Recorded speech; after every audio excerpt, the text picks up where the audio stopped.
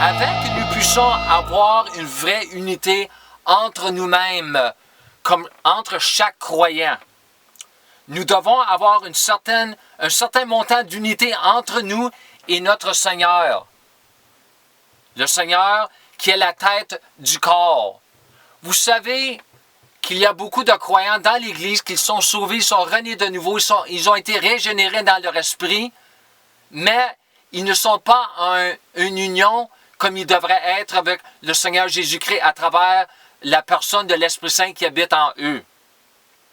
Alors ici, en Colossiens 2, versets 6 et 7, verset 6 nous dit ceci: « Comme vous avez donc reçu le Seigneur Jésus, ou le Christ Jésus, le Seigneur. » Pas le Sauveur, le Seigneur. Après Jésus vous a sauvé, Jésus veut devenir votre Seigneur.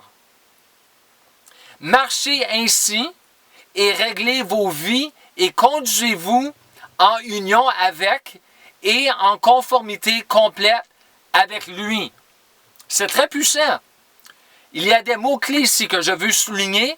C'est le mot marcher et régler et conduisez en union. Vous voyez le mot union? Verset 7. Ayez la racine de votre être fermement et profondément planté en lui, qui lui, le Seigneur. Christ Jésus, le Seigneur. Fixé et fondé en lui, le Seigneur. En étant continuellement bâti en lui, le Seigneur. Devenant de plus en plus confirmé et établi dans la foi, comme vous l'avez appris, abondant et débordant d'actions de grâce. Alors, nous avons autres mots-clés ici, des mots puissants. Moi, en anglais, je les appelle power words, des mots de puissance. Nous avons le mot racine et aussi fermement, profondément planté. Ça, c'est en contexte avec notre union avec le Seigneur Jésus-Christ. Aussi les mots fixé et fondé.